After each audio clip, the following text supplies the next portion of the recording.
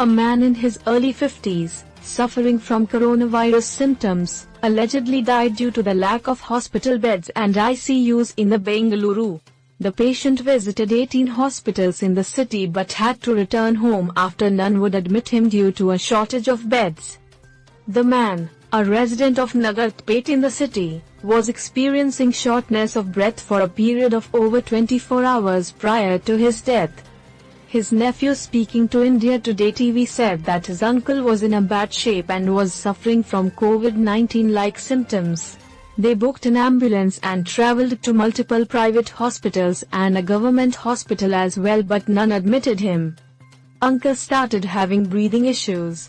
We took him to a number of hospitals but none of them had a single bed.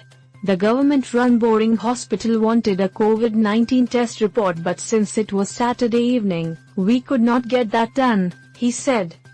What is shocking is that the hospital authorities told him that if they tested his uncle and he turned out to be critical, then they would have to admit him into an ICU, but they don't have one available.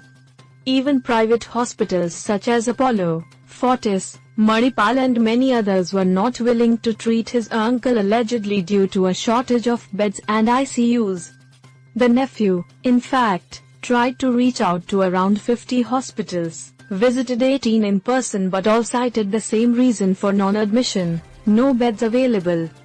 It was at 4:30 on Sunday morning that the patient's family reached their home and managed to secure an oxygen cylinder and treated him at home.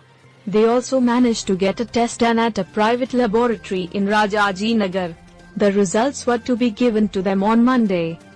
But the patient's condition began to deteriorate on Sunday evening and the family's desperate search for hospitals began once more. We begged and pleaded before the hospitals. It was like humanity died. They did not allow us to even open the ambulance door, the nephew recounted. Finally, the boring hospital took his uncle in an extremely critical state. My uncle passed away within 10 minutes after being put on the ventilator, the nephew said. He is still in a state of shock, saying that this is just the beginning of the crisis in the city and the government has not yet got the infrastructure prepared. Private hospitals and nursing homes in the Bengaluru were finally directed to set apart an additional 2,500 beds for treatment of COVID-19 patients by the Karnataka government on Monday.